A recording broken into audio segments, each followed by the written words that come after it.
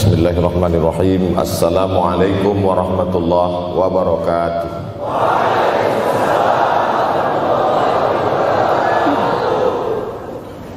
Alhamdulillahi wa kafa, wassalatu wassalamu ala al-habibil mustafa wa ala alihi wa ashabihi ahli tuqa wal wafa. Subhanaka la ilma lana illa ma 'allamtana innaka antal alimul hakim. Rabbi shrah li sadri wa yassir li amri wahlul 'uqdatam min lisani yafqahu qawli. Yang sama-sama kita hormati bapak-bapak wakil rektor, tidak dapat saya sebutkan satu persatu, ketua takmir masjid, hadirin hadirat jamaah fardu subuh, bil khusus adik-adik mahasiswa mahasiswi, insyaallah kita semua dimuliakan Allah Subhanahu wa taala. Man shallas subha fi jama'atin, siapa yang salat subuh berjamaah, faka'annama shallal laila kullah, dapat pahala seperti salat sepanjang malam. Berarti kita sudah salat sepanjang malam, tapi tetap besok malam tahajud. Jangan karena sudah sholat subuh berjamaah lalu tidak lagi tahajud, apalagi yang memang tak pernah tahajud, dan ini dijadikan alasan besok kalau ada orang membangunkan dia, bangun sholat tahajud. Man shallas subha fi jama'atin faka'annama shallal laila kullah. Man shalla subha fi jama'atin, siapa yang salat subuh berjamaah, kana fi zimmatillah. Dalam hadis yang lain, siapa yang salat subuh berjamaah maka sampai petang sampai malam nanti dia akan mendapatkan zimmatillah, tanggungan. Makna tanggungan, dipelihara, dijaga Allah zahir dan batin. Kalaupun dia mati hari itu, matinya dalam istiqamah dan husnul khatimah. Tapi dalam hadis ini cuma 3 Ustaz. Idza haddatsa kadzaba, bicara dusta, wa idza wa'ada akhlafa, kalau berjanji ingkar, wa idza tumina khana, kalau diberi amanah berkhianat. Dalam hadis lain, kalau sudah dilihat orang salat subuh berjamaah, insyaallah diselamatkan dari nifaq, kemunafikan dalam hatinya. Munafik diambil dari 3 huruf nafaqa. Nafaq, panal, terowongan, 2 pintu, ada pintu masuk, ada pintu keluar, punya 2 wajah, berbeda zahir, berbeda batin, tapi salah satu tanda adalah pada sholat subuh. Mudah-mudahan Allah menyelamatkan kita dari sifat munafik. Makanya perempuan-perempuan kalau mau dapat suami yang selamat dari munafik, inilah dia pasukan sholat subuh ini. Selesaikan aja dulu 8 semester.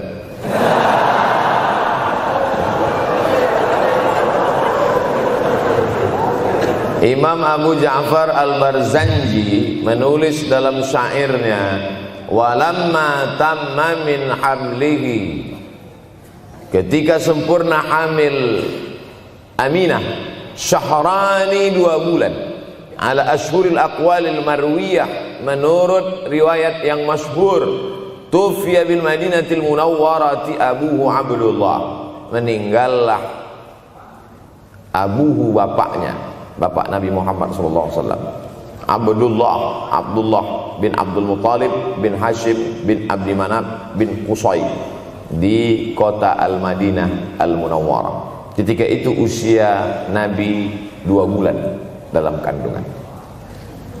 Setelah itu Nabi SAW pun lahir, dibesarkan dalam peluk cium kasih sayang Aminah. Lalu kemudian pada usia lebih kurang 4 tahun dibawa lagi ziarah ke makam ayahnya. Dan dalam perjalanan pulang dari ziarah itu meninggal pula Aminah. Apa pelajaran yang ingin diambil dari kematian ayah dan ibu Nabi ini? Banyak analisa sesuai dengan ilmu orang masing-masing. Bagi psikolog yang katanya pengaruh akal manusia itu dipengaruhi 4, maka kata mereka manusia ini berpikir itu dipengaruhi oleh pertama ayah, yang kedua ibu, yang ketiga bacaan, yang keempat lingkungan. Maka Allah ingin membersihkan Nabi Muhammad sallallahu alaihi wasallam dari 4 ini. Apakah akal Nabi Muhammad itu dipengaruhi oleh ayahnya? Tidak, karena dia tidak sempat bertemu.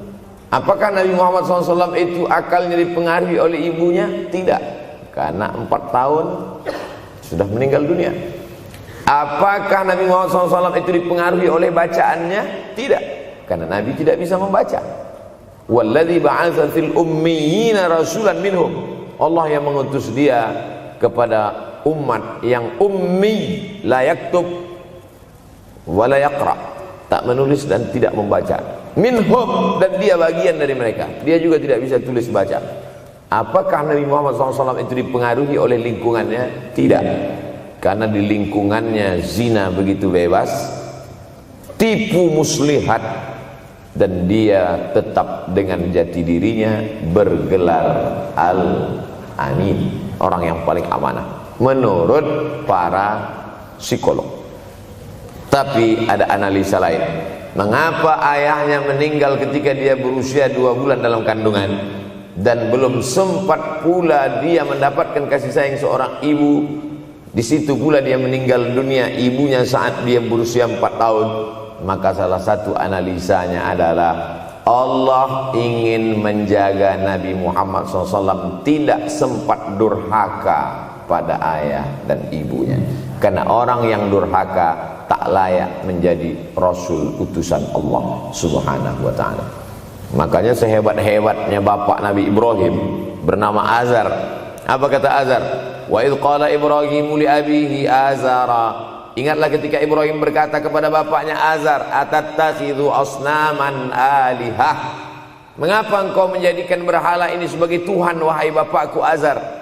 Apa jawab Azar? La illam tantahi, kalau kau tidak berhenti menceramahi saya, la arjumannaka, aku lempar engkau pakai batu. Wahjurni maliya, tinggalkan aku untuk waktu yang sangat lama. Pergi sana, kata Azar.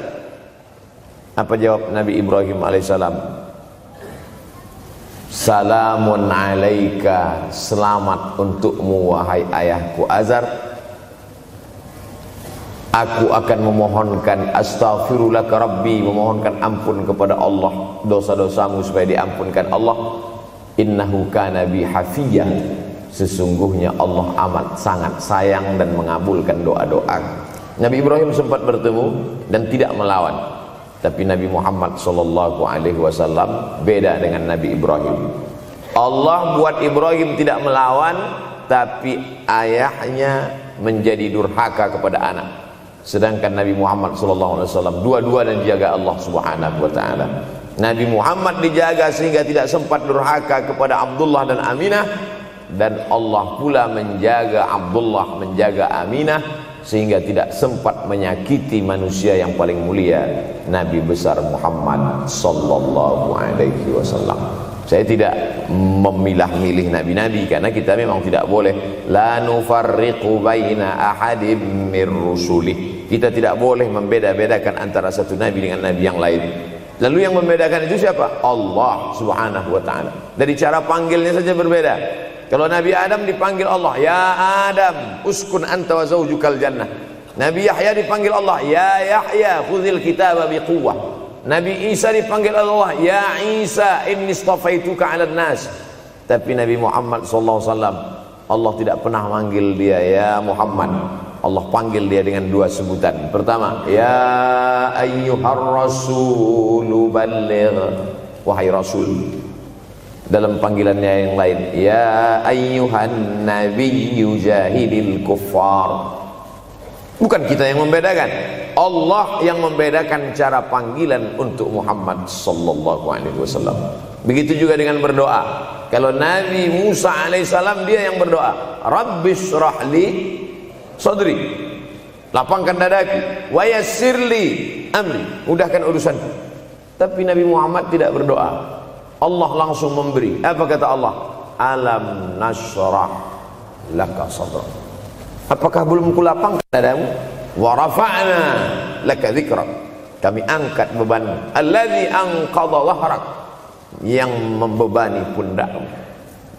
Belum dia berdoa, sudah dikabulkan Allah, karena janji Allah kepada dia, wala saufa yu'tika rabbuka fatarda. Apapun yang kau mau akan kuberi. salah satu penyebab Allah memberi apa yang dimau sebelum meminta adalah kalau tidak pernah durhaka kepada orang tua.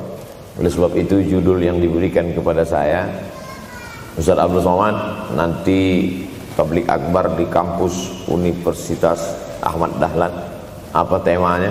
Biasanya saya diberikan tema untuk anak-anak muda meraih masa depan bebas narkoba dan pacaran. Apa temanya untuk anak-anak muda? Bagaimana pokoknya. Tapi di Universitas Ahmad Dahlan saya diberi tema. Apa temanya? Birrul walidain. Masya Allah. Saya bilang alhamdulillah, untung saya nggak dikasih tema birruz zaujatain. Artinya apa? Sehebat apapun prestasi akademikmu, kalau sampai tidak memuliakan orang tua, hampa di hadapan Allah Subhanahu wa ta'ala. Ada seorang laki-laki, kata Nabi, kalau nanti dia datang kemari minta doa sama dia karena doanya makbul. Sahabat heran, karena sahabat itu definisinya man laqiyan Nabi sallallahu alaihi wasallam wa amana bihi wa mata 'alal Islam. 3 definisi sahabat: orang yang berjumpa dengan Nabi, beriman dengan Nabi, dan matinya dalam keadaan Islam. Maka itu disebut dengan sahabat menurut ilmu hadis. Makanya ketika saya menjelaskan itu ke mahasiswa, Aisyah yang merupakan sahabat Nabi, komplain mahasiswa, mohon maaf Ustaz keliru, Aisyah itu bukan sahabat tapi istrinya. Kita bicara ilmu hadis. Makna sahabat, man laqiyan Nabi, berjumpa dengan Nabi, wa amana bihi, beriman dengan Nabi, wa mata 'alal Islam, mati dalam keadaan Islam. Abu Lahab ketemu dengan Nabi tapi tidak beriman dengan Nabi dan mati dalam keadaan kafir, maka tidak masuk golongan sahabat. Tapi ini ada seorang laki-laki hidup sezaman dengan Nabi dan Nabi mengenal dia, dan Nabi berpesan nanti kalau dia datang ke kota Madinah minta doa dari mulutnya karena doanya dikabulkan Allah Subhanahu wa ta'ala. Sahabat heran, kami yang hidup bersama engkau, kami yang berperang bersama engkau, kami yang sholat di Masjid Nabawi bersama engkau, kenapa doa dia lebih makbul daripada kami? Malah kami meminta doa dari mulut dia. Tapi tidak boleh membantah dan melawan Nabi. Pokoknya nanti kalau dia datang kemari minta doa kepada dia. Setelah Nabi Muhammad SAW meninggal dunia, laki-laki itu pun sampai ke kota Madinah, berjumpa dengan sahabat. Sesuai dengan yang dijanjikan Nabi, mereka pun meminta doa kepada dia. Namanya Uwais Al-Qarni. Makanya Uwais Al-Qarni tidak ada masuk dalam buku biografi sahabat. Kalau mau mencari biografi sahabat Nabi, buka kitab namanya Al-Isabah fi Tamyizis Sahabah, atau baca juga Usudul Ghabah fi Ma'rifatis Sahabah, atau baca juga Al-Isti'ab fi Ma'rifatil Ashab. Itu memang buku biografi isinya sahabat Nabi semua. Sahabat Nabi klasifikasi. Yang pertama, Al-Ashra Al-Mubasysyaruna bil Jannah, 10 sahabat yang dijamin masuk surga. Level kedua, sahabat Nabi yang ikut perang Badar. Berikutnya, sahabat Nabi yang masuk Islam sebelum hijrah. Berikutnya, barulah ujung sahabat Nabi masuk Islamnya setelah hijrah, setelah Islam kuat, barulah dia masuk Islam. Tapi nama Uwais Al-Qarni tidak ada di dalam, karena dia tidak cukup syarat untuk menjadi sahabat, karena dia tidak pernah berjumpa langsung dengan Nabi Muhammad sallallahu alaihi wasallam. Tapi kenapa doanya makbul? Ternyata dia tidak berjumpa dengan Nabi bukan karena dengki, bukan karena musuh, bukan karena tidak beriman. Dia tidak jumpa dengan Nabi, salah satu sebabnya adalah karena dia menjaga ibunya di Yaman. Makkah di tengah, Yaman di bawah, Syam di atas, negeri Syam. Tak ada hubungan dengan negeri paman Syam. Syam di atas, Yaman di bawah, Makkah di tengah. Liila fi Quraisy, perjalanan orang Quraisy. Ila fihim rihlatash shita'i was-shaib, perjalanan syita musim dingin, shaif musim panas. Musim dingin mereka ke Yaman, musim panas mereka pergi ke negeri Syam. Kenapa dingin ke Yaman? Karena Yaman ini kalau musim dingin tidak terlampau dingin, salju tidak turun. Kalau pergi ke negeri Syam, salju turun. Palestina, Yordania, Suriah, Lebanon. Suriah, Lebanon ada salju. Maka musim panas Nabi pergi ke negeri Syam, karena kalau musim panas di Yaman panas sekali. Sedangkan ke negeri Syam panasnya tidak seberapa. Perjalanan orang Arab Quraisy ini diceritakan Allah, di negeri Yaman itulah tempat kampung Uwais Al-Qarni. Tidak sempat dia berjumpa dengan Nabi, tapi doanya lebih makbul daripada orang-orang yang berada bersama Nabi, karena keutamaan berbakti kepada ibu. Kalau sama ayah boleh ngelawan Pak Ustaz? Enggak juga. Jangan ini nanti dijadikan dalil. Kamu kenapa lawan bapakmu? Ada seorang laki-laki. Ini kadang jamaah pandai motong-motong ceramah saya, hanya untuk mencari pembenaran. Sedangkan kita ngaji ini mau mencari kebenaran. 1000 dalil bagi orang untuk mencari kebenaran, tapi ada 1001 hujjah untuk orang yang suka mencari pembenaran. Nah, jadi kalau saya bicara tentang ibu, sesungguhnya ayah sudah masuk. Karena tanpa ayah kita juga bukan apa-apa dan bukan siapa-siapa, walaupun jatah ayah sepertiga, sedangkan ibu lebih daripada itu. Man ahaqqun nas bi husni suhbati, siapa orang yang paling layak mendapatkan baktiku ya Rasulullah? Ummuka. Summa man, siapa lagi? Ummuka. Summa man, siapa lagi? Ummuka. Summa man, abuka. Itu yang menyusun itu Nabi SAW, bukan saya. Itu makanya ibumu, ibumu, ibumu, bapakmu. Kenapa Nabi 3 kali? Kenapa Nabi menyebut laki-laki 1 kali, perempuan 3 kali? Karena ibumu mengandung, ibumu melahirkan, ibumu menyusukan. Siapa yang mau dapat 3 kali? Coba yang 3 ini. Mengandung, melahirkan, menyusukan. 3 ini belum bisa dilakukan oleh laki-laki dimanapun. Adapun merubah wajah sudah bisa. Makanya ada lady boy, wajah lady, betis boy. Tapi untuk mengandung tidak bisa. Ana Rahman, aku ini Rahman, kata Allah. Syaqaqtur rahim wa ja'altu lahu isman min ismi. Aku ciptakan satu makhluk di dalam perut perempuan, maaf, namanya rahim, dari namaku. Ini yang belum bisa dibuat dokter dimanapun di dunia ini, menciptakan rahim, belum bisa. Andai terpecah rekor ini, maka kebanggaan luar biasa bagi LGBT. Tidak bisa, sampai hari kiamat tidak akan bisa, janji Allah. Karena Allah mengatakan dalam hadis qudsi, Ana Rahman ja'altu lahu isman min ismi. Maka ada satu makhluk dalam perut perempuan yang diciptakan, diambil dari Asmaul Husna. Sehebat-hebatnya laki-laki, dari ujung rambut sampai ujung kaki tidak ada di tubuhnya ini yang diambil dari Asmaul Husna, tak ada. Bahwa namanya dari Asmaul Husna ada, Abdus Somad. Tapi ada makhluk di badannya diambil dari Asmaul Husna, itu hanya ada pada perempuan. Oleh sebab itu perempuan luar biasa. Makanya kampus Universitas Ahmad Dahlan memuliakan perempuan. Mana perempuan? Di atas letaknya. Makanya saya tidak terlalu berani mendongak ke atas. Begitu hebatnya perempuan. Perempuan adalah ibumu, perempuan adalah istrimu, perempuan adalah anakmu, perempuan adalah adikmu. Maka saat engkau memuliakan perempuan, engkau sedang memuliakan 4 aspek dari kehidupan. Ketika Nabi Muhammad SAW diutus Allah ke atas muka bumi ini, salah satunya adalah mengajarkan manusia bagaimana menempatkan pada posisinya. Posisi dia adalah tempat kita menumpang. Ketika ada seorang laki-laki yang sudah sukses diwawancarai, siapa orang yang paling berjasa dalam hidup Anda? Dulu waktu saya merantau ke Yogyakarta, belum ada apa-apa, saya sempat numpang di rumah dia selama 4 bulan. Kata seorang artis dalam sebuah wawancara, Begitu bangganya dia berkata, itulah orang paling berjasa kepada saya karena saya sempat numpang di rumahnya 4 bulan.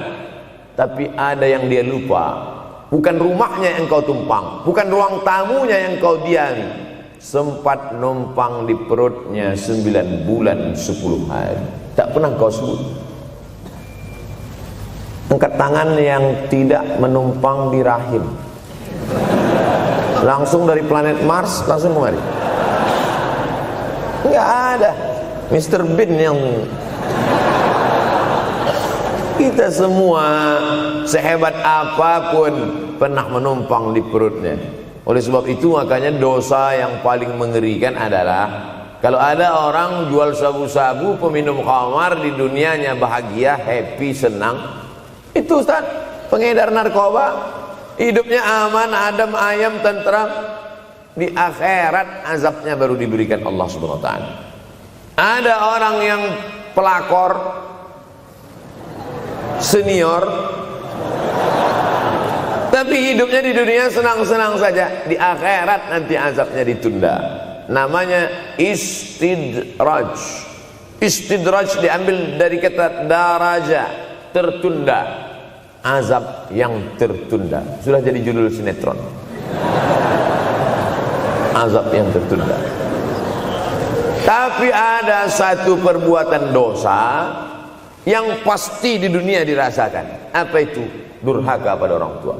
Orang yang durhaka pada orang tua, di dunia dia tetap dapat, di akhirat dapat sekali lagi. Itu janji Rasulullah SAW. Lama hidup banyak dirasa, jauh berjalan banyak dilihat, lama jadi ustadz banyak yang curhat. Maka tidak 1 2 itu saya lihat dalam kehidupan. Hebat, rezeki banyak melimpah ruah, tapi jauh dari kebahagiaan. Apa sebab? Janji Rasulullah SAW. Orang yang durhaka pada orang tua di dunia sudah dapat, di akhirat dapat lagi. Dapat. Di mana letak keadilan Allah? Kenapa di dunia sudah dapat, di akhirat dapat lagi? Yang di dunia itu baru DP-nya, di akhirat baru kau rasakan cash. Oleh sebab itu jangan pernah melawan pada orang tua. Jangan pernah melawan. Apapun kata dia, jurus menghadapi orang tua ini tidak banyak, 3 saja. Kalau dia marah-marah, kalau dia cerewet, kalau dia ngamuk-ngamuk, pertama diam.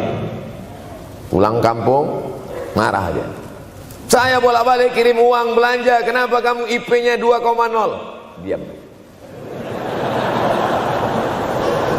Yang kedua, diam. Yang ketiga, diam. Kalau belum bisa membahagiakan, jangan susahkan dia. Kalau belum bisa menunjukkan prestasi, jangan susahkan hatinya. Jangan sampai belum ketemu dengan wajah kita pun dia sudah susah hati.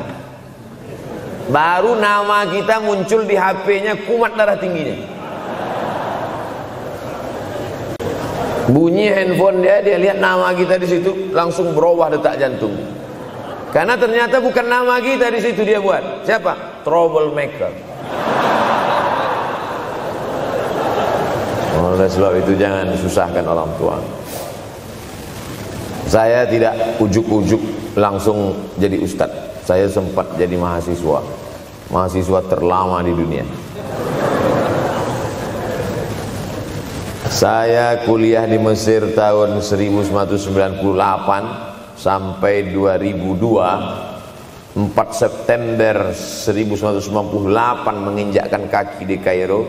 November pulang tahun 2002. Tidak pernah sekalipun saya menyusahkan orang tua saya. Tak pernah saya minta uang pada mereka. Sampai almarhumah emak saya bertanya, kau makan apa di sana? Makan nasi, saya bilang.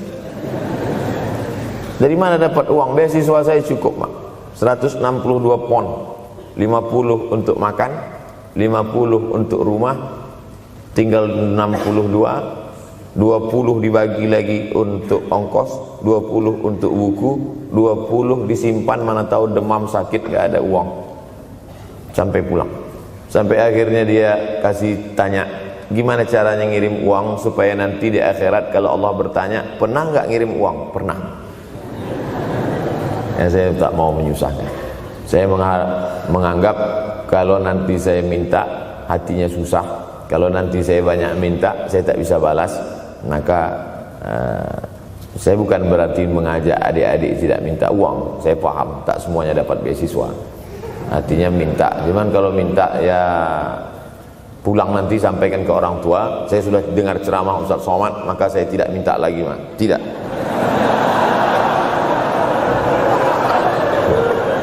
Tapi tolong dirapel setahun sekali aja.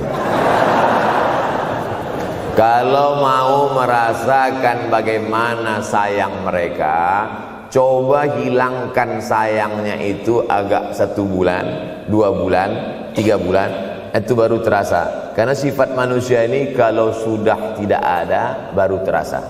Judul lagu Roma. Kalau dia masih ada di depan mata kita, masih dekat dengan kita, kita merasa dia biasa-biasa saja. Tapi kalau dia sudah tidak lagi ada, itu barulah. Oleh sebab itu coba kalau mau merasakan, kasih tahu dia, papa, mama, untuk biaya kuliah saya 1 semester ini tolong jangan kasih dulu. Saya mau jual koran dulu, saya mau kerja di Dorsmir dulu, saya mau kerja loper dulu, saya mau susah-susah dulu. Seketika saat kita tahu susahnya itu, tetes peluh keringat, air mata, di situ loh baru kita tahu, oh ternyata perjuangan mereka ini luar biasa. Saya tidak bicara ceramah saja, tapi dalam kehidupan saya pribadi dulu saya laksanakan, saya pernah buat, saya pernah kerjakan. Tapi tidak saya rencanakan itu saya harus begini, tidak. Memang bagian dari takdir hidup. Mungkin tidak minta uang itu karena jauh ke Mesir. Kalau seandainya dekat, sering juga minta. Nah, memang dikondisikan saya untuk terbang jauh ke Mesir, lalu kemudian setelah jauh itu tidak meminta, tapi kemudian setelah pulang berjumpa, sempat bersama orang tua bulan Maret 2019 kemarin baru meninggal dunia ketika saya sedang ceramah di Madura, Pulau Madura, diundang oleh sahabat saya, kakak kelas di Mesir dulu, Dr. Fauzi Tijani. Dan pagi itu rencananya mau ziarah ke makam Kiai Khalil di Pulau Madura. Begitu mau ziarah langsung dapat SMS segera pulang karena orang tua meninggal dunia. Akhirnya saya langsung ke airport Surabaya dan langsung pulang. Sebelum malam sudah tiba pemakaman. Artinya apa? Penyesalan panjang kenapa tidak mencium tangan orang tua. Kenapa tidak? Karena saya pikir masih lama ya. Ini satu kekeliruan. Di mana-mana selalu saya sampaikan, jangan pernah berpikir usianya masih lama walaupun dia sehat. Karena sehat walafiat, tidak ada kurang satu apapun. Masih lama. Ternyata apa yang terjadi? Berangkat hari Sabtu, hari Ahad tausiah, hari Senin pagi, tanpa sebab, tanpa penyakit. Oleh sebab itu kalau masih hidup orang tuamu di rumah, pulang. Tapi jangan ini jadikan alasan. Besok enggak masuk kelas, kemana? Pulang semua.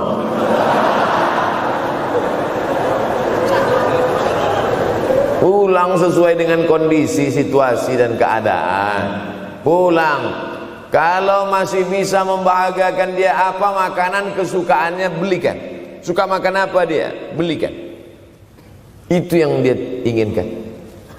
Andai kita gendong dia dari Yogyakarta berangkat ke kota Makkah, sampai di Makkah tawaf 7 putaran, dari Safa ke Marwah, pulang lagi ke Jogja, belum tentu dapat membayar sekali teriakan dia saat mengeluarkan kita ke alam dunia. Jadi banyak orang terlalu membanggakan. Saya sudah banggakan dia Pak Ustaz, saya sudah bayarkan ONH-nya. Berapa? Baru DP-nya. Sudah merasa berbakti kepada orang tua? Belum. Makanya digunakan kata birrul walidain. Kenapa Allah tidak menggunakan kata husnul walidain? Hasan baik, jayyid baik, thayyib baik, khair baik. Tapi yang dipakai birrul walidain. Hanya satu-satunya kata untuk orang tua dipakai birrul walidain. Karena kata birru adalah sifat Allah Subhanahu wa taala. Makanya di antara Asmaul Husna ada Al-Barrut Tawwab, Allah yang punya sifat itu. Maka kita diharapkan berakhlak seperti akhlak Allah Subhanahu wa ta'ala. Addabani Rabbi fa ahsana ta'dibi, Allah mendidik aku menjadi beradab sehingga adabku penuh. Allah Subhanahu wa ta'ala tidak ada puji Nabi Muhammad SAW. Hai Muhammad yang salat tahajudnya sampai kakinya bengkak, hai Muhammad yang hajinya tidak ada. Apa kata pujian Allah untuk Nabi Muhammad SAW? Wa innaka la'ala khuluqin azim, akhlak agung dan mulia. Oleh sebab itu tak ada gunanya prestasi S1, S2, S3, postdoktoral, profesor kalau tidak berbakti kepada orang tua. Makanya orang tua itu levelnya langsung setelah Allah. Wa qadha rabbuka alla ta'budu illa iyyah, langsung wabil walidaini ihsana, ihsan. Lihat lagi penggunaan kata ihsan dalam hadis Nabi. Jibril alaihissalam datang, rambutnya tidak berdebu, bajunya sangat putih bersih, tapi tidak ada orang yang kenal. Diriwayatkan oleh Sayyidina Umar ibn al-Khattab radhiyallahu anhu, aku melihat ada seorang laki-laki rambutnya sangat hitam dan bajunya sangat putih, tapi kami tidak ada yang kenal. Ini tiga indikasi ini menunjukkan kebingungan. Kalau ada orang rambutnya sangat hitam dan kita kenal, berarti dia memang orang situ, memang tinggalnya di situ. Tapi dia kalau orang perantau, rambutnya pasti berdebu karena tinggal di gurun pasir. Sekarang kan banyak tuh anak-anak muda yang rambutnya berdebu. Itu berarti orang jauh, bukan orang Jogja. Bajunya sangat putih, tapi kami tidak kenal. Kalau bajunya agak-agak kotor, berarti dia musafir. Pantas kalau kita tidak kenal. Tapi bajunya sangat putih, berarti dia memang orang situ. Tapi kami tidak kenal. Kata Umar bin Khattab, rambutnya sangat hitam, bajunya sangat putih, tapi kami tidak kenal. Dan dia duduk berhadapan dengan Nabi, lututnya dekat dengan lutut Nabi, tapi kami tidak kenal. Dia bertanya tentang iman, dia bertanya tentang Islam, dia bertanya tentang ihsan. Setelah selesai baru Nabi bertanya, Umar, ya, kamu tahu siapa tadi yang datang bertanya tentang iman, Islam dan ihsan itu? Tidak, Jibril yu'allimukum dinakum. Tadi yang datang itu adalah Jibril alaihissalam. Orang selevel Umar bin Khattab tidak kenal Jibril. Ada orang Indonesia baru ketemu Jibril.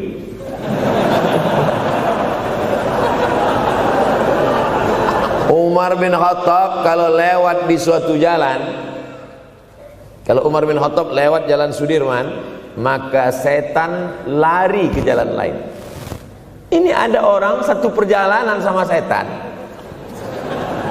ngaku kenal dengan Jibril alaihissalam. Makanya kalau baca hadis, satu hadis, tapi analisa dari hadis itu banyak sekali. Umar tidak kenal dengan Jibril kecuali setelah Nabi Muhammad SAW yang bercerita mengenalkan. Dari mana Nabi tahu? Nabi dapat wahyu dari Allah Subhanahu wa ta'ala. Tapi ada analisa lain. Apa maknanya? Allah menggunakan kata ihsan untuk orang tua, Nabi menggunakan kata ihsan untuk Allah. Ihsan untuk Allah, anta'budallaha ka'annaka tarah, kau sembah Allah seakan-akan engkau melihat dia. Fa in lam takun tarah, kalau kau tidak bisa melihat dia, fa innahu yarak, sesungguhnya dia yang selalu melihatmu, tidak pernah putus. Ihsan, ihsan Allah kepada kita, tidak pernah putus pengawasan Allah. Bagaimana ihsan kita kepada orang tua? Tak pernah putus bakti walaupun dia sudah meninggal dunia. Makanya kita tetap membaca walaupun dia sudah masuk liang lahat, jam 2 malam bangun, Rabbil firli wali walidayya warhamhuma kama rabbayani shaghira. Ada seorang sahabat Nabi namanya Sa'ad. Sa'ad sudah jadi bahasa Indonesia. Banyak juga orang Indonesia laki-laki sifat Sa'ad. Orangnya Sa'id, artinya bahagia. Sa'adah, kebahagiaan. Jenenge sapa? Sangadah. Itu dari bahasa Arab. Sa'adatun, bahagia. Datanglah seorang laki-laki bernama Sa'ad menjumpai Nabi sallallahu alaihi wasallam. Ya Rasulullah, wahai Rasulullah, ummi matat, ibu saya sudah meninggal dunia. Afa atasaddaqu anha, kalau saya bersedekah kira-kira pahalanya sampai apa tidak untuk almarhumah ibu saya? Kata Nabi, tasaddaq, silakan engkau bersedekah. Ayu sadaqatu afdal, sedekah apa yang paling afdal? Saqiyul ma, memberi air minum. Memberi air minum, niatkan untuk almarhum almarhumah, kata Nabi, tasaddaq, silakan sedekah. Langsung tanpa pikir panjang, apa kata Sa'ad? Idzan ahfiru bi'ran, kalau begitu saya gali sumur sekarang juga, sumurnya saya wakafkan dengan niat almarhumah. Oleh sebab itu, yang orang tuanya sudah meninggal dunia, pulang dari sini jangan gali sumur, cukup telepon, assalamualaikum, sumur bor. Cari pondok pesantren yang kesulitan air, pergi ke kaki-kaki gunung, orang mencari air, satu jerigen mikul 5 km jalan. Di situ tempat minum lembu, kerbau, di situ juga mereka mengambil air. Cari, galikan, mengalir air sumur untuk mereka, mengalir pula sampai ke liang lahatnya. Itu bakti kita. Pulang dari sini, cari pondok pesantren, panti jompo, panti yatim. Assalamualaikum Bapak pimpinan yatim, saya lihat ini kamar mandinya sedikit, orang antri banyak, keran air tidak ada. Gimana ini? Berapa lagi yang perlu sumur bor di sini? Kami perlu kira-kira 5. Insya Allah. Bapak mau bantu? Enggak, nanya-nanya aja. Nih, ini akan menolong di hadapan Allah Subhanahu wa Ta'ala. Tapi kalau dia masih hidup, masih ada, senangkan hatinya. Pulang dari Universitas Ahmad Dahlan Yogyakarta dengan membawa selembar kertas. Apa itu? Transkrip nilai semester ini IP 4. Siapa yang tidak bangga? Bangga orang tua.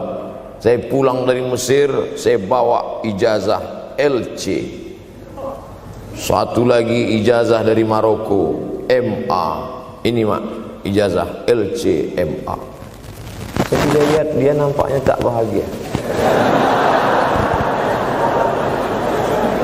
Karena dia dulu waktu saya kecil nyuruh saya, kamu mesti doktorandus. Itulah cita-cita ya dia yang tidak sampai. Saya mesti doktorandus. Di mana mau mencari titel doktorandus kan? LCMA. Saya bilang, mak, ini LCMA ini lebih hebat dari doktorandus. Artinya apa? Bahwa menyenangkan hati orang tua itu ketika hati dia terbuka, bahagia, disitulah pintu-pintu rezeki itu terbuka. Turun barokah-barokah itu. Buah kalau matang itu dijolok, jatuh. Dan menjatuhkan rahmat Allah itu, membuka pintu-pintu langit, mengetuk pintu-pintu rahmat dan ridha Allah dengan ridha orang tua. Makanya kata Nabi, ridha Allah fi ridhal walidain. Kalau Allah ridha, maka semua yang kau mau dia berikan. Orang kalau sudah ridha itu artinya senang. Orang kalau sudah senang, semua dia kasih. Apa yang ada di tangannya, itu dia berikan. Tadi malam sampai di hotel, datang seorang jamaah, buka cincinnya. Cincin paling dia sayang, dia kasih ke saya. Laki-laki. Nah nih Ustaz Somad, ambil. Duduk saya tadi, duduk. Datang anak muda, dia lihat saya tak pakai sorban, dikasihnya sorban. Cuman akadnya belum jelas apa ngasih atau pinjam, Allah a'lam. Orang kalau sudah senang hatinya, semua dia kasih. Begitulah orang kalau sudah dapat ridha Allah Subhanahu wa Ta'ala. Kita baru berharap dapat ridha Allah. Makanya habis salat subuh selalu diajarkan, raditu billahi Rabbah, aku ridha engkau sebagai Rabbku ya Allah. Apakah Allah ridha terhadap kita? STJ, status tak jelas. Cara mendapatkan ridha Allah, pancing dengan ridha orang tua. Senangkan hatinya, terbuka pintu rezeki. Makanya sulit hidup kita, sempit. Dari kerut kening kita udah kelihatan. Kenapa? Karena tidak ada ridha Allah akibat tidak pernah menyenangkan hati orang tua. Senangkan orang tuamu, jadikan dia seperti raja, maka rezekimu akan melimpah seperti rezeki raja-raja. Bukan hadis Nabi, dapat saya dari grup WhatsApp. Senangkan saja hatinya, apa yang dia mau beri, tapi dengan cara yang halal. Nah, ini harus dalam kurung syarat dan ketentuan berlaku. Jangan gara-gara ceramah ini nanti pulang kalian ke rumah, papa, mama, ini ada mobil, ini ada rumah, ini berangkat pergi haji. Wow, orang tua senang, 2 bulan masuk KPK. Innallaha thayyibun, Allah maha suci, la yaqbalu illa thayyiban. Allah tidak menerima kecuali yang suci-suci saja. Wa anfiqu, berinfaklah. Wa anfiqu, bersedekahlah. Wa anfiqu, berwakaflah. Wa anfiqu, berzakatlah. Min thayyibat, yang baik-baik. Yang tidak baik tidak diterima Allah Subhanahu wa taala. Kamu lagi ngapain? Nyuci. Lagi ngapain? Nyuci. Pakai air apa? Air kencing. Begitu kata Syekh Abdul Wahab Asy-Sya'rani dalam kitabnya Tanbihul Mughtarrin. Tanbih, peringatan. Mughtarrin, pada orang yang tertipu, menyangka sedang berbuat baik padahal sebenarnya tidak baik. Itu yang disindir Allah dalam Al-Quran. Wa yahsabuna annahum yuhsinuna sun'a. Mereka menyangka sedang berbuat baik. Ini juga tidak betul. Niatnya sudah baik, membahagiakan orang tua, tapi caranya tak betul. Mama, papa, alhamdulillah kuliah saya sudah selesai, ini skripsi saya.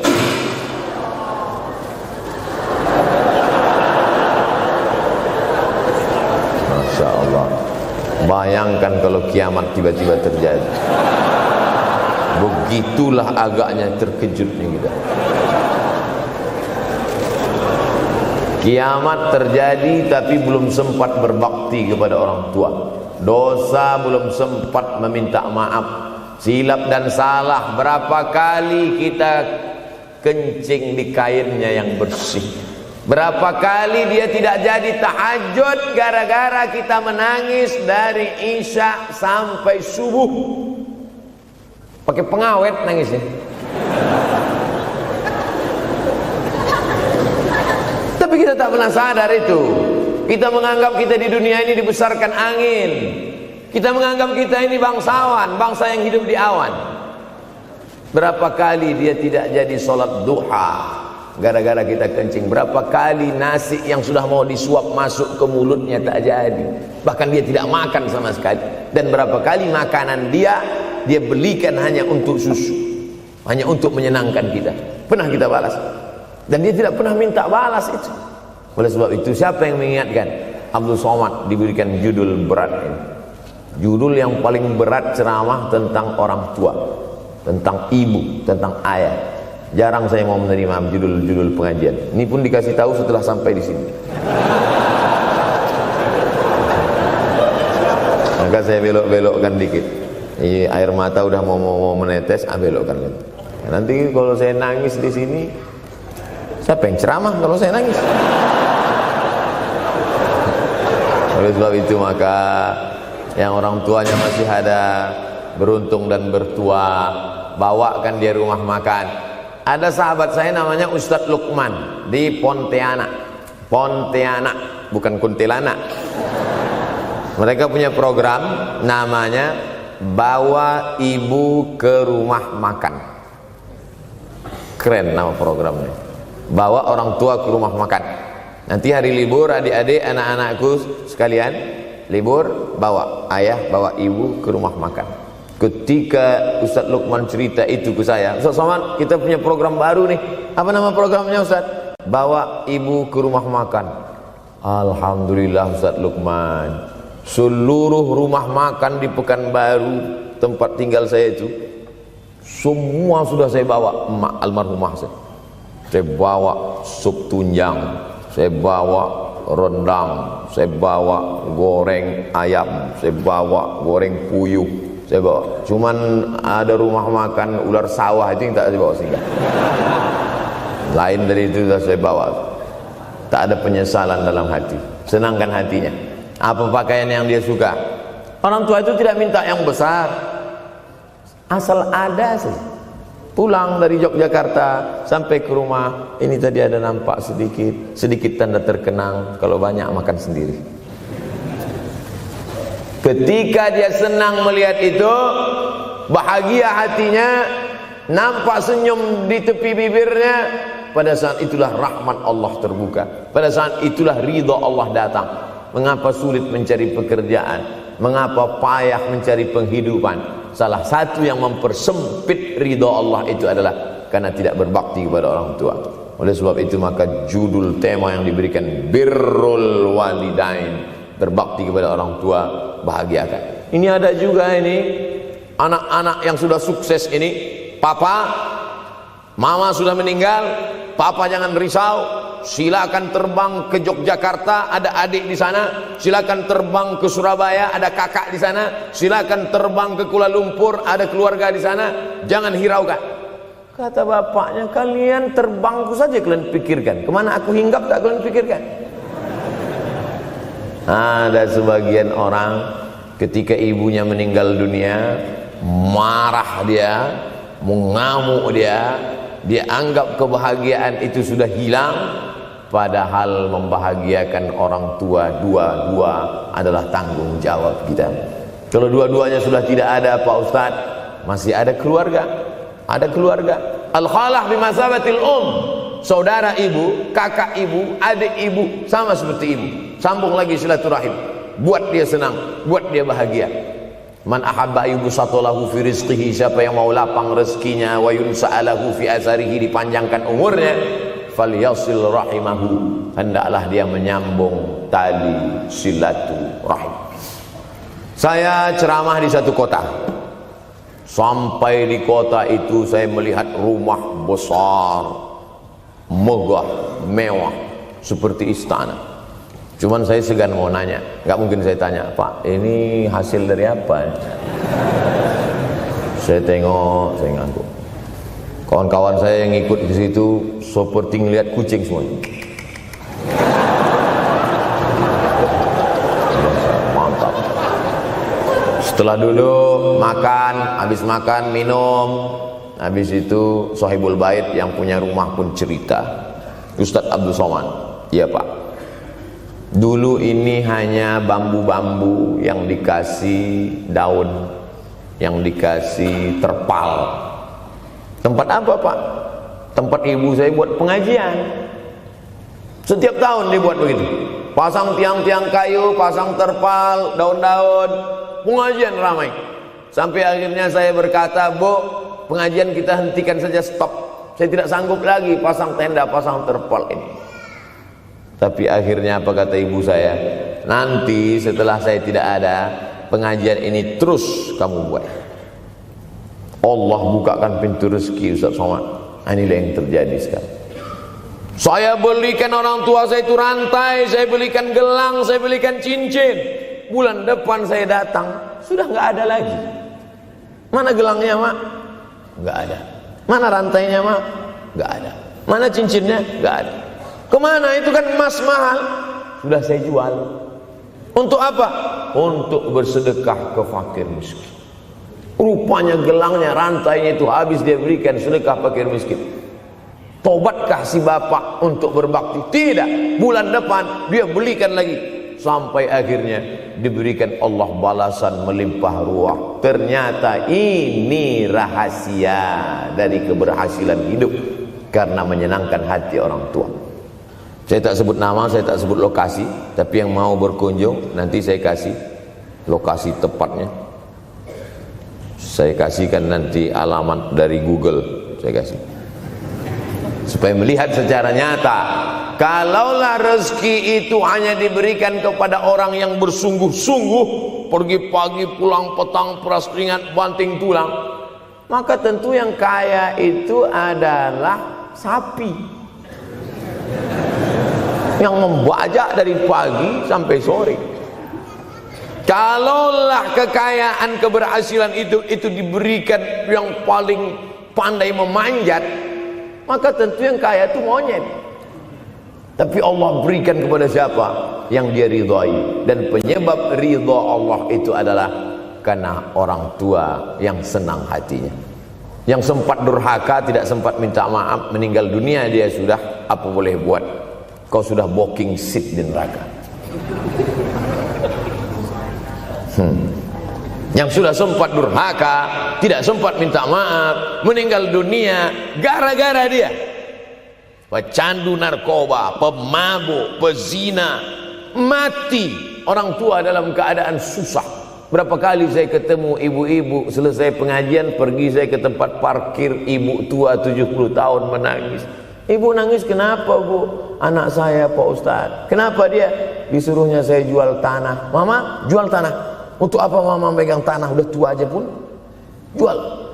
Mestinya anak itu yang menyenangkan hatinya di hari tuanya, bukan malah menyuruh jual tanahnya. Jual tanah supaya dia bisa bangun rumah, jual tanah supaya dia bisa menyekolahkan anak-anaknya. Na'udzubillah. Sudahlah tidak membahagiakan, malah menyusahkan. Ustaz, anak saya nyuruh saya jual tanah saya supaya dia senang, supaya dia dapat duit. Gimana nih Pak Ustaz? Mungkin si ibu berharap saya menjawab, ibu sabar aja ya bu, sabar ya. Ibu salah tanya bu. Kalau mau sabar cari ustadz lain, ada spesialis sabar, bukan saya. Begitu dia kasih tahu, anak saya maksa saya jual tanah saya, Pak Ustadz gimana? Mana alamat rumah anaknya? Mana? Mana? Saya mau datang. Mana? Anak durhaka, neraka jahanam tempat kau.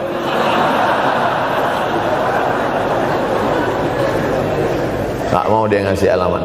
Rupanya dia takut nanti anak saya malah marah sama saya, Pak Ustadz. Saya kasihan. Mudah-mudahan Allah berikan kekuatan pada ibu. Tapi cerita ini bukan satu dua contoh kasus. Ternyata zaman sanggup memperkarakan pengadilan hanya karena sebatang pohon kayu.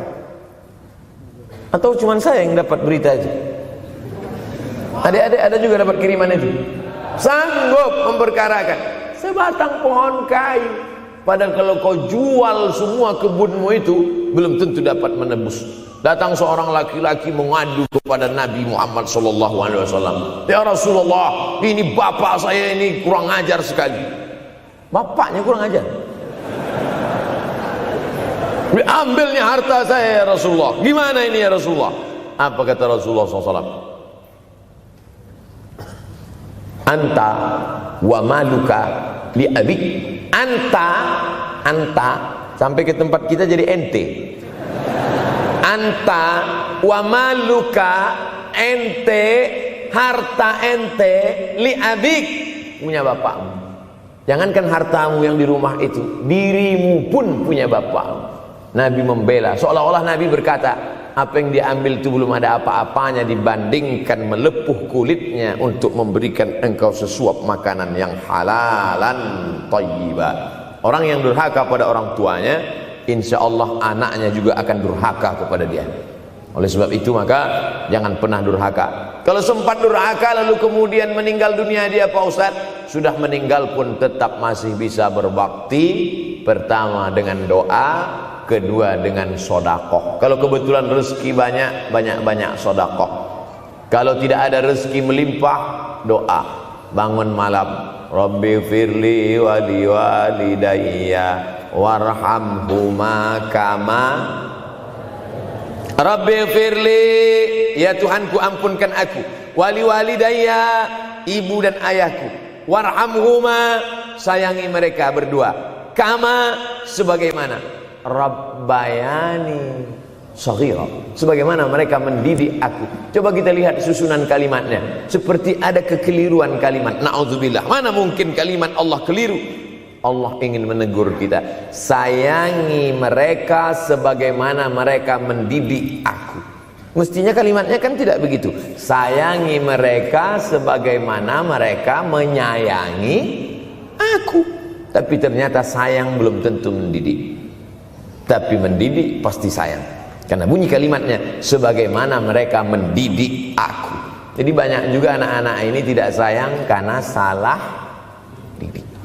Disangka sayang itu dengan ngasih motor, disangka sayang itu dengan ngasih gadget, Disangka sayang itu dengan ngasih transfer uang yang berlebihan. Belum tentu sayang. Dulu ada insinyur arsitek yang membangun salah satu rumah keluarga saya. Kuliahnya di Jogja. Cerita dia, dulu saya kuliah di Jogja, Ustadz Abdul Somad, insinyur. Terus teman kami sakit di kos-kosan. Kami bingung mau nelpon siapa. Akhirnya datang mobil mewah, parkir polisi, tentara, ramai. Barulah kami tahu rupanya dia anak menteri. Jadi sayang orang tua itu bukan mesti dibelikannya apartemen, dibelikannya mobil, belum tentu. Boleh jadi itu justru menjerumuskan anak. Diberikan apartemen, diberikan mobil mewah. Habis 2 bulan kena virus HIV AIDS. Tapi kalau dibuatnya kita jauh, saya yakin adik-adik kuliah di Universitas Ahmad Dahlan, ada yang dari timur Indonesia, ada yang dari Sumatera, lalu kemudian di tengah kesendirian, belum makan, uang kos belum bayar, transfer macet, datang setan berbisik, hei, sebetulnya kau anak yatim piatu yang dibuang. Bukan, orang tuamu bukan tidak sayang, dia hanya sedang ingin mendidik supaya engkau menjadi anak yang mandiri. Maka nanti kalau sedang duduk termenung gitu, tiba-tiba datang bisikan, pergilah cari jembatan, terjunlah. Maka saat itu katakan dalam hatimu, lawan, hei setan. Orang tuaku sayang kepadaku, dia hanya ingin supaya aku mandiri.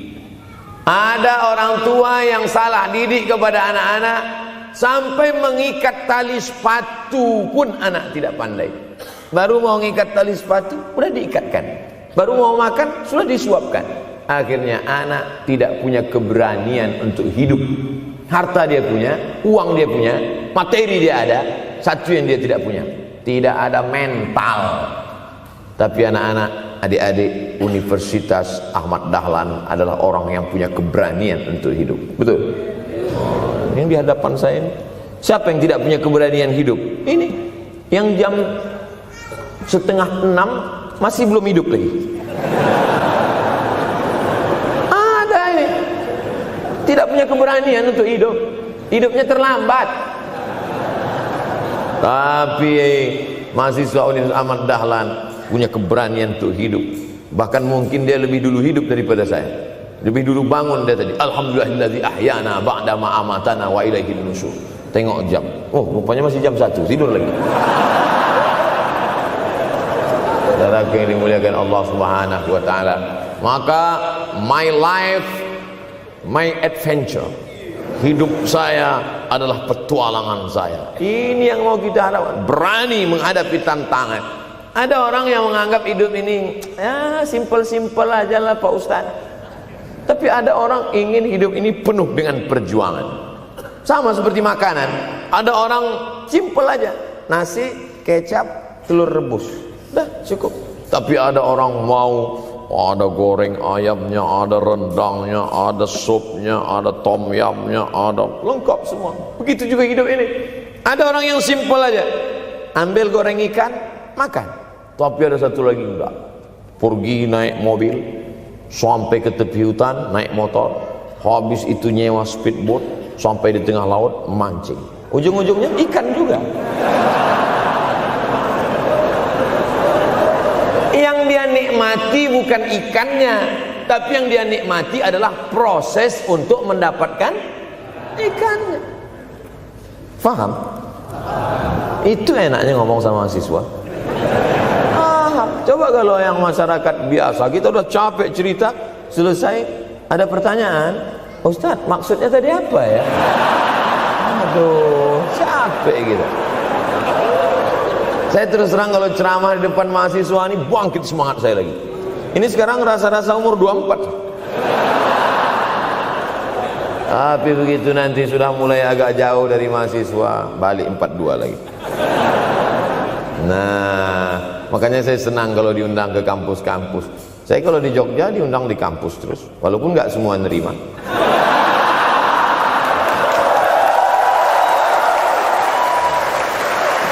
Saudaraku yang dimuliakan Allah Subhanahu wa taala, maka kita harus sering-sering bersama. Apa ini takbir? Takbir itu ngusir setan. Tadi saya ceramah jam 4:30. Sekarang sudah jam 5:30 Artinya saya sudah ceramah 70 menit. Ini sudah keluar dari kode etik. Karena di mana-mana saya ceramah 60 menit. Kenapa bisa Ustaz Somad ceramah 70 menit di Universitas Ahmad Dahlan ini? Kenapa? Semangat yang membuat kita. Padahal berdiri lagi. Tahan, belum sarapan lagi. Tahan. Artinya apa? Yang membuat kita kuat itu bukan materi, bukan makanan, tapi semangat. Maka jangan sempat kehilangan semangat. Bangkitkan semangat. Semangat terus. Semangatnya apa? Semangat ingin membahagiakan orang tua. Kalau lupa, tulis. Biasanya mahasiswa ini kan suka lupa. Tulis di dinding kamar. Semangat bahagiakan calon mertua.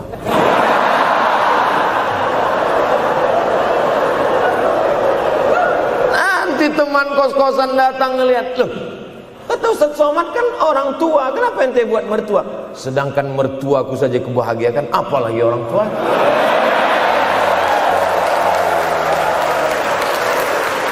Begitu hebatnya. Cuman kadangnya kita hanya mendapat ini hanya di sinetron-sinetron saja. Real nyatanya di mana? Datanglah ke Universitas Ahmad Dahlan.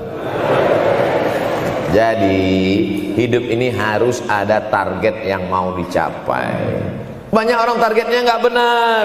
Saya ingin menjadi orang yang punya kepribadian, Pak Ustadz. Rumah pribadi, mobil pribadi.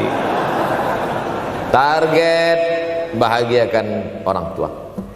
Gaji pertama kalau kerja nanti umroh. Oh, gitu. Ma, doakan. Nanti kalau aku kerja insya Allah gaji pertama nanti memberangkatkan umroh. Syukur-syukur nggak usah diomongkan dulu, kasih surprise, senang. Mama, ayah, ini gaji pertama. Dia buka, tengok 700.000.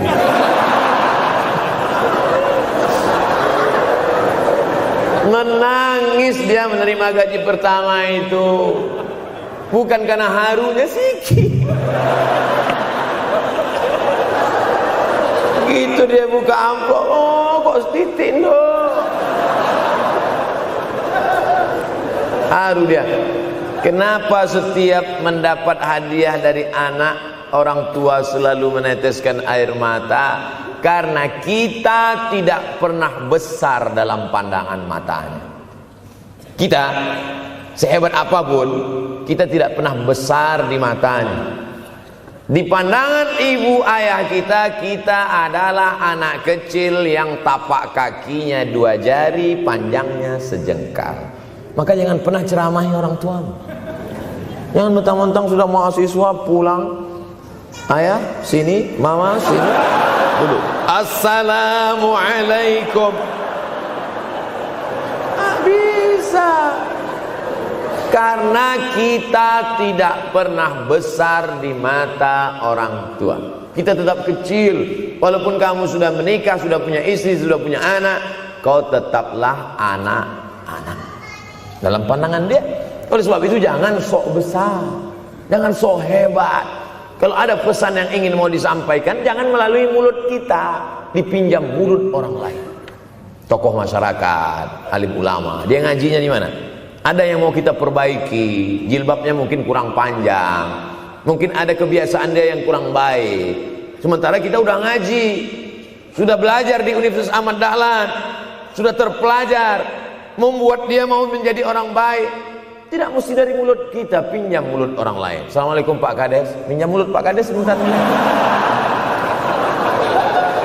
Pak Kades, ayah saya kan orangnya baik sama Pak Kades. Iya, nanti kalau saya ngomong dia nggak dengar.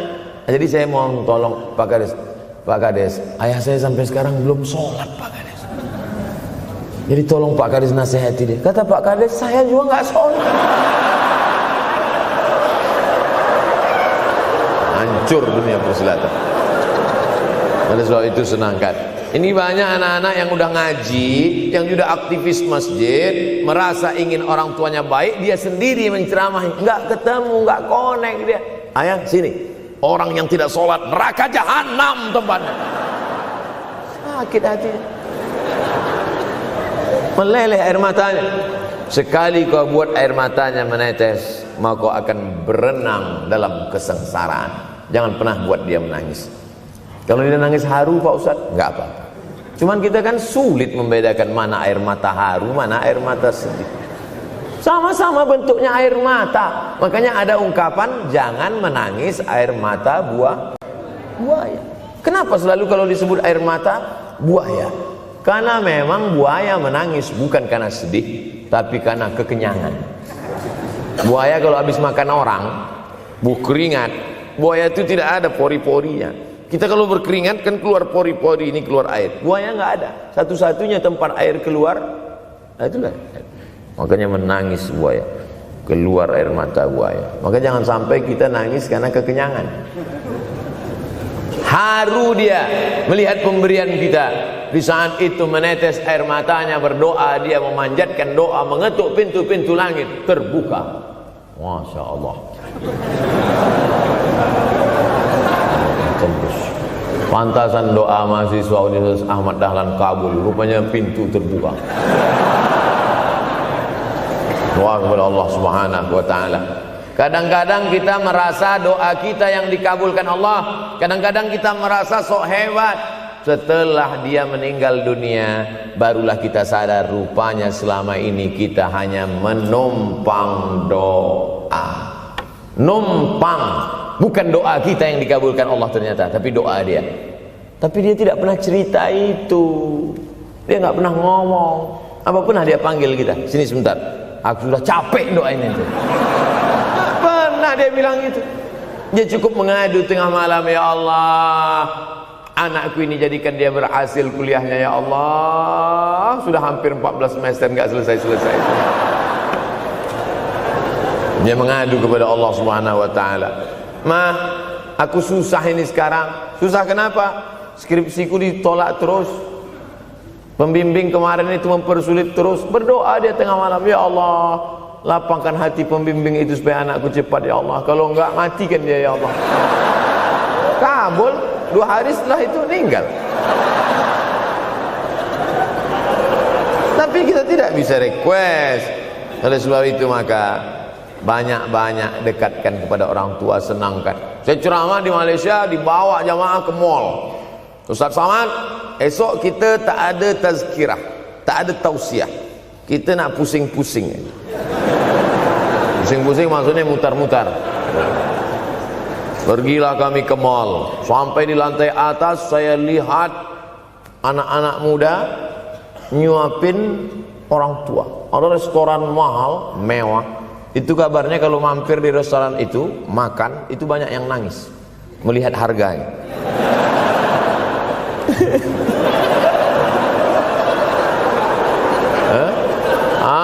Ada saya lihat anak-anak muda yang ganteng-ganteng, perempuan yang cantik-cantik menyuap orang tua. Orang tua yang sudah tak berambut, sudah perempuan tak berambut lagi, rontok saking tuanya, kulit sudah keriput. Duduk, didorong pakai kursi roda, dibawa ke mall, sampai di itu diberikan restoran tercanggih, termahal, dia sendiri yang menyuapkan makanan. Ternyata bagi saudara-saudara kita Tionghoa, salah satu mengundang berkah menyenangkan orang tua. Itu keyakinan mereka. Kok kenapa ente kasih makan? Ya oke lah. Ajaran kita mengajarkan tapi kita tak amalkan. Ketika tetangga, kawan, sahabat kita mengamalkan, rezekinya melimpah, baru kita heran. Dia kok kaya ya? Iyalah, dia kan punya tuyul. Tuyul mana bisa bawa duit banyak? Nih keberkahan. Oleh sebab itu, jangan cuma sekedar ngaji-ngaji aja.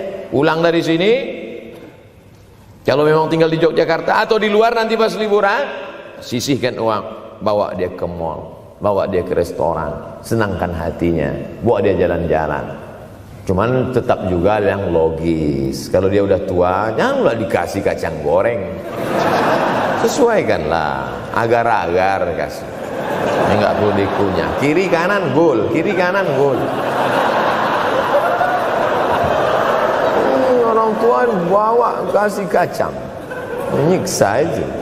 Saudara yang dimuliakan Allah Subhanahu wa taala, kenikmatan yang terbesar adalah ketika orang tua masih ada bersama kita. Kalau sudah tak ada, nanti saat Idul Fitri, Allahu Akbar, Allahu Akbar, Allahu Akbar, la ilaha, barulah menetes air mata. Mama. Saya kalau sudah menengok orang menangis terlalu berlebihan mengenang orang tua, ini pasti ada, kalau bahasa kampung kami, something wrong. Pasti ada sesuatu ini. Karena orang kalau sudah habis tumpah, dia tidak akan menetes lagi. Tumpahkan kasih sayangmu itu sampai habis ludes, dia tidak akan menetes lagi. Tak ada penyesalan, karena semua sudah kita berikan. Kalaupun menangis hanya tetesan kasih sayang. Tapi kalau sampai mencakar dinding, mama, ini pasti. Saya kalau ada orang yang menyesal sampai mencakar dinding, mau saya antukkan aja kepala yang gede. Dulu waktu hidup kenapa enggak waktu? Sekarang udah mati baru kau menangis, ya? Senanda. Nah, tapi tentu sesuai kemampuan kita, karena kata Allah, la yukallifullahu nafsan illa usaha. Allah tidak membebani orang lebih dari semestinya. Ustaz ceramah sampai jam berapa ini? Sampai jam 6 insyaallah. Saya mau lengkapkan. Jam kita sama tuh. Oh, sama. Jam 6. Jam 6 maka saya ceramah 90 menit nanti di Universitas Ahmad Dahlan.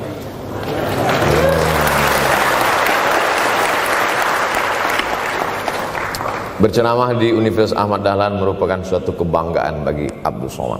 Kenapa begitu? Saya pengagum Kiai Haji Ahmad Dahlan, termasuk ulama yang saya kagumi. Lalu kemudian, apa kekaguman di antara kekaguman Ustadz terhadap Kiai Haji Ahmad Dahlan? Beliau punya keberanian untuk melawan arus TBC, tahayul, bid'ah, coerafat. Dia berani melawan itu. Dan akhirnya, dan beliau tidak membangun ketokohan.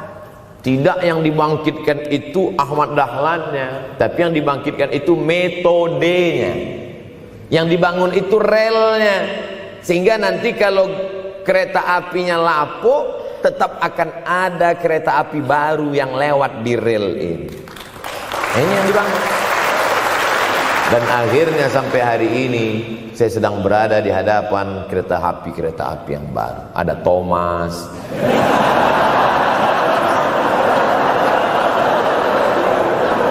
Kok Ustaz tahu Thomas? Anak saya paling suka itu. Satu koper kereta. Artinya apa? Bangun rel, maka akan ada lokomotif baru. Dunia boleh berganti, zaman boleh berubah. Idza waqa'an ala ahadikumul qiyamah, kalau kamu sudah mau mati, wa fi yadihi fasilah, di tanganmu ada bibit korma. Sudah mau mati, di tangan ada bibit korma. Apa yang kita lakukan? Ada sebagian orang kalau sudah mau mati, ya wes gua aja lah. Kalau di tanganmu ada bibit korma, gali-gali tanah sedikit, tanamkan. Untuk apa nanam korma sudah mau mati? Bukan kita sempat memakan manisnya, tak sempat bermaung di bawah daunnya yang rindang. Bukan kita yang menikmati, tapi ada orang lain dan pahalanya mengalir ke makam kita. 28.000 ibadah mengalir ke makam Kiai Haji Ahmad Dahlan. Angka 28.000 itu dari mana Pak Ustaz? Angka mahasiswa Universitas Ahmad Dahlan. Ustaz tahu dari mana? Ya makanya kalau orang ngomong tuh dengar. Makanya saya kalau diundang ceramah, Ustaz nanti sebelum ceramah kita ada acara makan dulu. Ya selama itu saya diam aja. ngumpul-ngumpulkan bahan. Jangan pernah melihat modal materi, tapi kuatkan usaha dan tawakal. Nih, bantuan cuma 6 miliar, tapi ternyata keperluannya berapa? 126 miliar. Tapi buktinya jadi masjid yang besar. Kalau diikutkan modal, mana mungkin cukup? Maka begitu juga dalam menatap hidup ke depan. Kamu kenapa belum juga nikah? Modalnya besar Pak Ustaz. Terus gimana? Nunggu yang gratisan aja lah. Dan begitu, usaha, tawakal, doa. Doa. Nah, bagi yang masih lajang, yang mau nikah, itu kalau bisa doanya jangan sir, agak jahar dikit. Ya Allah, umur udah 40. Dengar sama sebelah, loh belum mas katanya, belum. Bodoh.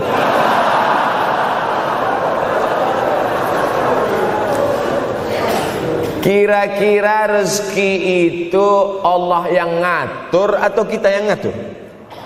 Allah. Makanya di antara Asmaul Husna Ar-Razzaq, yang maha memberi rezeki. Kalau Allah yang mengatur, mungkinkah Allah menyia-nyiakan kita? Tidak.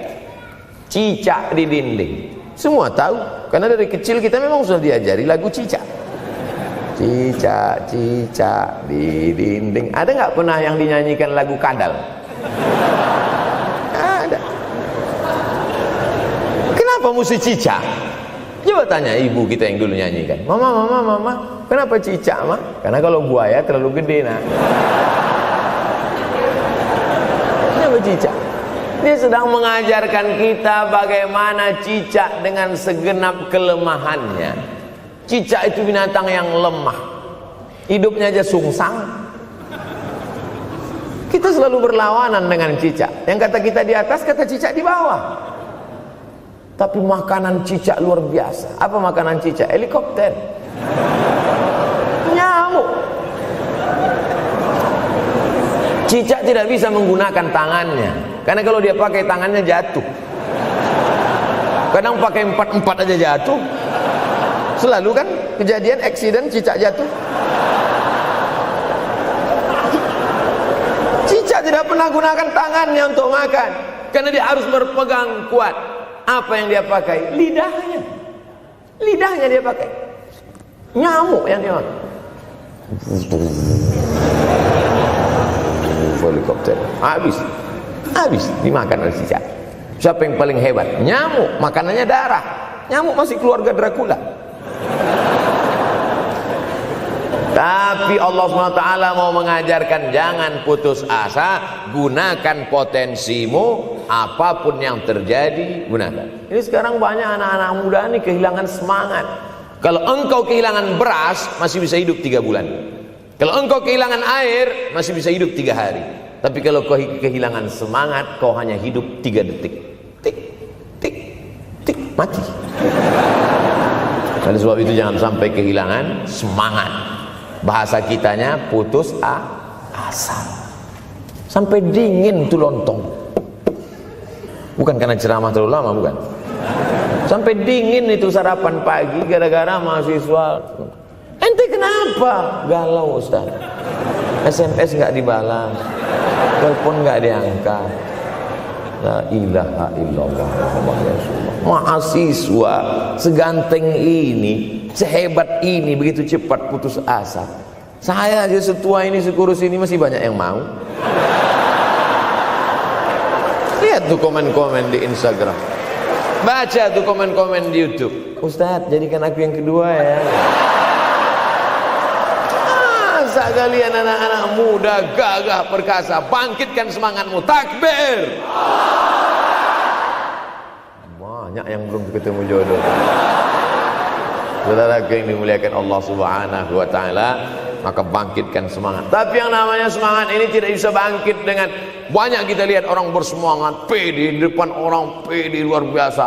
Dia kok pede sekali? Pakai santai.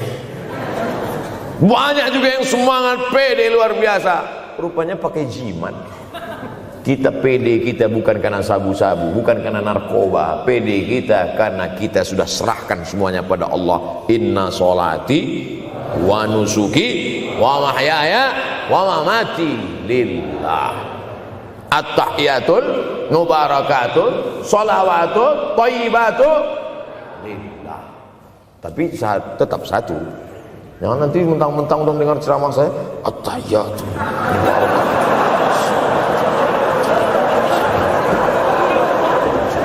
Dalam hati saja. Ini bukan punya aku ya Allah, ini semuanya punya Engkau, punya Engkau. Berhasil kalian, sukses kalian, punya apartemen, punya kondominium, punya mobil. Datang teman nanya, hebat ente ya, kaya sekarang ya. La haula wala quwata illa billah. Tapi ngomongnya setelah berhasil. La haula wala quwata itu setelah berhasil atau sebelum? Setelah semua dipuji orang, hebat ente sekarang ya. La haula wala quwwata, bukan punya saya, punya Allah. Tapi sekarang banyak orang salah. Ente kok enggak kerja? La haula.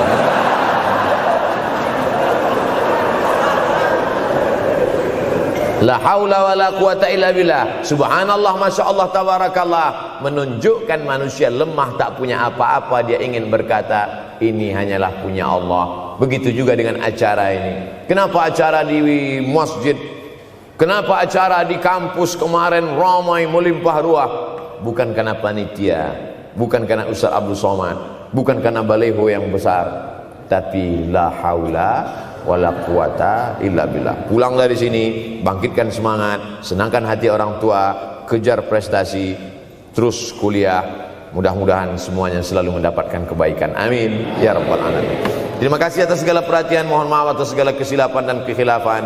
Abdul Somad, hamba Allah yang fakir, mohon maaf. Berpisah kita di tempat ini, tapi kita tak pernah putus dalam persahabatan, karena kita selalu bersama, jauh di tempat, dekat di doa. Terima kasih. Wassalamualaikum warahmatullahi wabarakatuh.